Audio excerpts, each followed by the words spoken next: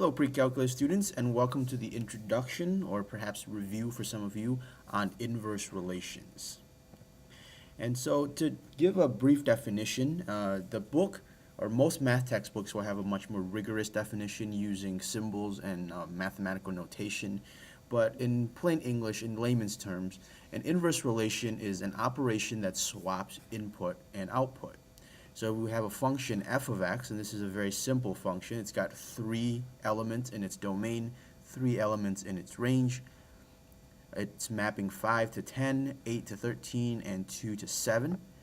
The inverse of f, we call that f inverse, takes everything in the range of the original function and makes it the domain, takes everything in the domain of f of x and makes that turns that into the range, and then literally reverses the direction. So 5 used to go to 10.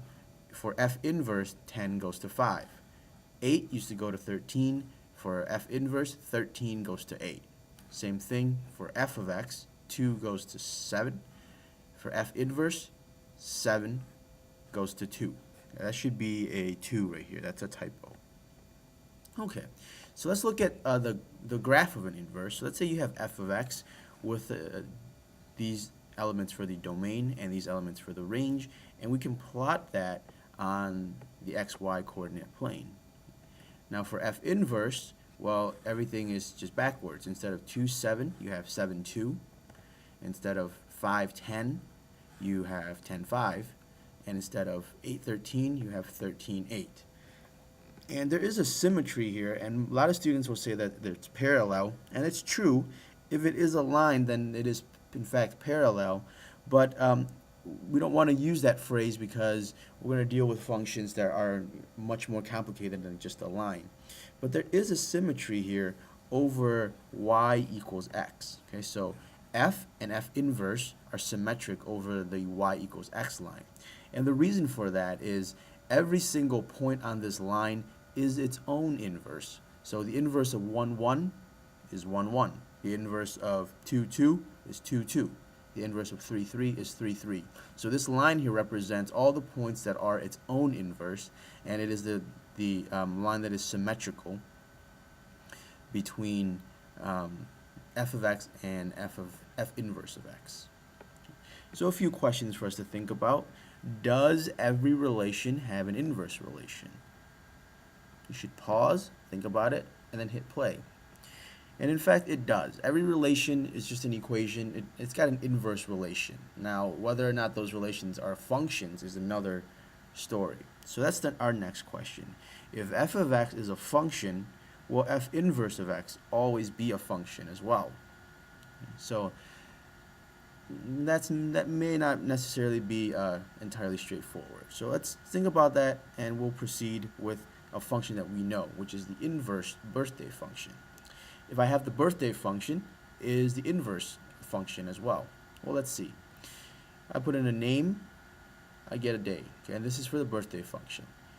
Now the inverse birthday function is where I put in a date and I get a name. So would this still be a function? And remember, the rules for a function is that for every input, there is exactly one output. If you put in one date, you should only get one name. And so let's review here the table for birthday function. Inputs are on the left, outputs are on the right. Every person has exactly one birthday, and 2 people can have the same birthday. In this case, Mr. Wen and Wayne Gretzky have the same birthday. Now, for the inverse birthday function, everything is flipped. So now we have a bit of an issue. When you put in January 14th, you get Mickey. January 5th, you get Minnie. But if you put in January 26th, you could potentially get 2 names out of there, Mr. Wen and Wayne Gretzky. So this is not a function. It's a relation, but not a function. So here's an example of another function, of the Social Security function. Put in a name, you get a Social Security number. Put in another name, you get another Social Security number. And this is the input table. And one of the things that's special about this is that every person has one Social Security number, just like the birthday. And more importantly, no 2 people can have the same Social Security number. So Mr. Wen and Wayne Gretzky before had the same birthday, but they cannot have the same Social Security function, Social Security number. So that brings us to our next definition, which is a one-to-one function. And a one-to-one function is basically a function where every input has one output and every output has exactly one input. So the birthday function is that one-to-one. Let you think about that for a moment. And then how about the Social Security function? Is that one-to-one? Well, let's see. The inverse Social Security function, would this still be a function? We know that the inverse birthday function doesn't work. But the inverse Social Security function does work because every single Social Security number is matched to exactly one person. Same thing here. Mr. Wen has a Social Security number, Wayne Gretzky has a Social Security number, and they cannot have the same one. Okay? Because the original function was one-to-one, the inverse function is also a function. And we conclude this introduction with a question. How do we tell if a math function is one-to-one? So to continue this lesson, I pick one of the other videos and we'll get into the more rigorous definitions of functions and their inverses.